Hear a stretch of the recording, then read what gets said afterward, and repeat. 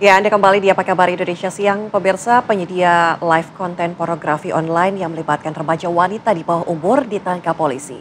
Pelaku menjalankan aksinya sebagai host dengan omset puluhan juta rupiah per bulan dari hasil gift penonton konten tersebut.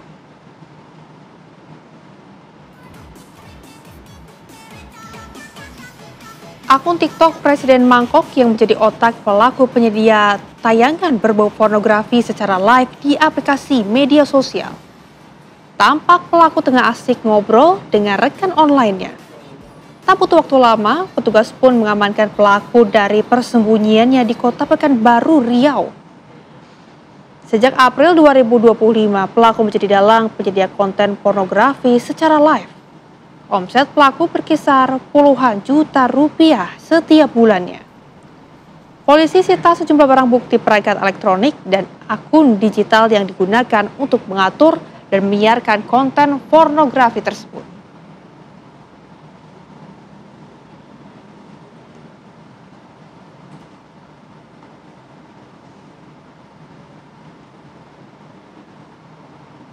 Dan pemirsa, tentunya untuk mendalami mengenai kasus tersebut, di studio kami sudah hadir pengamat sosial Pak Tuhu Nugraha. Pak Tuhu, selamat siang Pak. Sehat Pak? Alhamdulillah sehat. Alhamdulillah ya, Pak Tuhu ini kan lagi viral ya akhir-akhir ini. Kemudian juga nanti kita akan hadirkan juga ya dari Medan, tapi kita juga lihat dulu nih informasi yang tadi ya, viral akhir-akhir ini Pak Tuhu. Bagaimana melihatnya Pak? Ini sebenarnya menyedihkan ya gitu ya, dan saya mengapresiasi Polri sudah menangkap pelakunya. Cuman kita harus melihatin di hulunya, permasalahannya adalah sebenarnya kan satu, literasi digital, dampaknya seperti apa gitu ya. Orang melihat mencari uang dengan jangka pendek gitu ya, dan sedihnya kan banyak yang di bawah umur mereka ini gitu. Hidupnya masih panjang gitu ya. Kedua adalah bagaimana dengan pemilik algoritma, misalnya TikTok, misalnya ada Instagram dan lain-lain. Apa yang mereka lakukan terus-menerus, karena pasti juga kejar-kejaran dengan para pelaku kriminal tentunya ya. Jadi bagaimana mengelola ini, harusnya itu yang dipikirkan sih sekarang juga. Berarti dari sisi pengelolaan yang harus dipikirkan. Betul, harus dari pengelolaan, terus kemudian mungkin dari Komdigi literasi ke masyarakatnya seperti apa, sehingga masyarakat tuh tahu gitu ya. Apalagi sekarang ini sebenarnya kita masa transisi. Ekonomi lagi susah, terus kemudian ada transisi pakai AI, banyak pekerjaan yang hilang, banyak orang ketakutan. Jadi yang paling gampang ya sesuatu yang instingtif ya. Pornografi itu kan sangat instingtif. Jadi gampang sekali untuk dilakukan, dia mendapatkan hasil yang banyak, viral, orang juga nonton, ya dia dengan rela, lebih rela untuk bayar itu gitu ya, nggak perlu pakai budget marketing apapun. Oke, kami juga akan langsung tersambung dengan Kombes Pol Ferry Walintukan, Kabid Humas Polda Sumatera Utara untuk membahas mengenai hal ini. Selamat siang. Selamat siang Mbak Ana, Mbak Reina.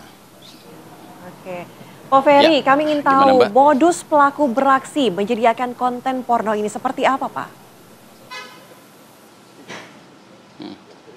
Ya, modusnya itu Mbak, yang dilakukan oleh yang bersangkutan dengan rekan-rekan itu pertama-tama itu mengajak orang di TikTok itu mengajukan penawaran.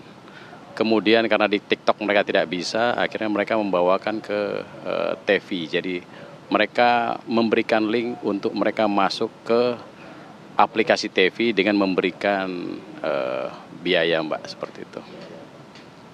Oke, Pak, tapi kami juga ingin tahu sebetulnya berapa penghasilan yang dilakukan oleh pelaku ini Pak, dan pembagiannya seperti apa dengan korban?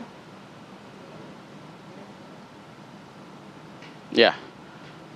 Yang bersangkutan menyampaikan bahwa saat ini mereka sudah bisa mendapatkan anggaran itu sekitar 70 jutaan selama mereka beroperasi, dengan mereka memberikan ke masing-masing daripada talentsnya itu 350 atau 750 sekali tayang, seperti itu.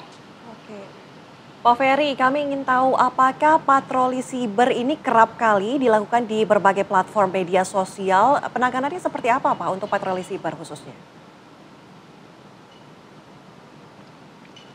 Ya, untuk Direktorat Cyber Polda Sumatera Utara, kami punya unit untuk melakukan patroli cyber.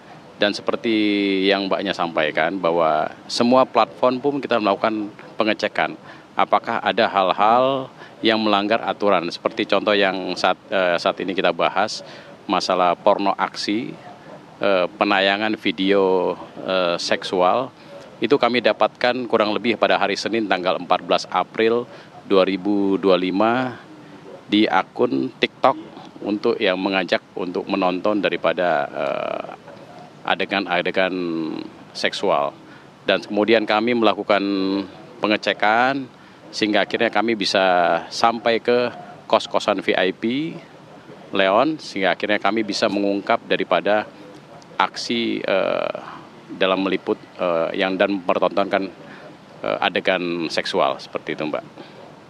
Oke, artinya itu karena adanya patroli ya ini terungkap.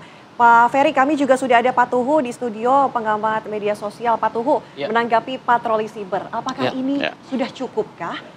Ataupun ini hanya menanggulangi bukan akar, tapi hanya gejalanya saja?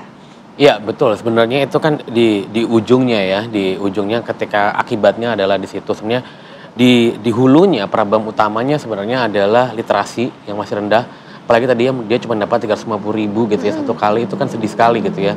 Tapi mereka tidak pernah membayangkan dampaknya buat dia seperti apa. Berarti kan ada literasi yang belum sampai ke masyarakat. Kedua dari segi platform sendiri gitu, bagaimana mereka bertanggung jawab gitu ya. Mungkin kalau dari kepolisian memang tugasnya ketika terjadi kriminal, tapi berarti kan ini kan ada kementerian atau lembaga lain yang harusnya memikirkan itu.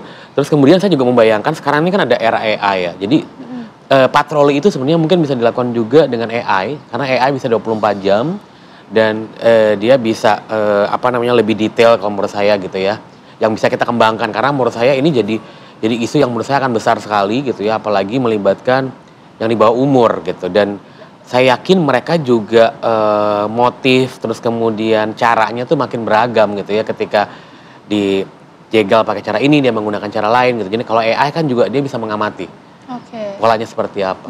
Pak Tuhu, tapi kan tadi gue sempat disebutkan ya kalau dalam sebulan ini cukup banyak, ini pengeluaran cukup fantastis juga. Let's say ini 70 juta rupiah begitu ya. Tapi artinya ini ada transaksi yang dilakukan, mungkin saja diberikan gift, mungkin dari sosial media tersebut atau seperti apa. Ini bagaimana bisa terjadi ini, Pak? Ya, misalnya jadi seperti itu ya karena tadi ya, bagi audiens ini kan seperti sesuatu yang menyenangkan ya, dopamin yang muncul di orang gitu. Dan kalau kita bicara soal insting manusia ya, hal seksualitas itu kan dan kekerasan adalah hal-hal yang paling gampang. Dan bagi si penjual juga lebih mudah untuk melakukan itu. Dan balik lagi tadi ketika situasi juga tidak mendukung, dalam artian orang lagi stres gitu ya, ekonomi lagi sulit, terus kemudian terjadi perang di mana-mana. Jadi hal yang kayak begini dianggapnya mereka udah deh jangka pendek aja saya bisa dapat sekian gitu. Mengatakan uang sekian tuh bagi dia cukup besar, karena dia nggak mikir lagi jangka panjang seperti apa. Jadi kita literasi itu juga harus dikuatkan. Mungkin dari berbagai macam ya, mulai dari digital platformnya sendiri, terus kemudian tadi, nah sebenarnya kan platform ini bisa memihak dalam artian konten-konten yang positif itu harusnya bisa dibuat lebih banyak gitu, muncul di timeline orang dibandingkan yang negatif. Cuman kan kalau kita hanya bicara soal pasar, pasti ya konten-konten yang seperti ini akan lebih cepat gitu. Makanya algoritma ini harus algoritma juga harus dikelola gitu. Oke, saya juga mau kembali ke Pak Ferry. Pak Ferry masih bersama kami, Pak? Ya Mbak Ana, ya masih Mbak. Mana Mbak? Oke, Pak Ferry, kami juga penasaran bagaimana cara pelaku sebagai seorang hostnya ini untuk merekrut orang-orang. Ini kan sampai ada gadis di bawah umur, anak kecil bahkan ikut serta. Ini bagaimana caranya? Modusnya seperti apa untuk merekrut mereka? Ya, yang bersangkutan Mbak itu mencari Mbak di akun-akun maupun platform-platform.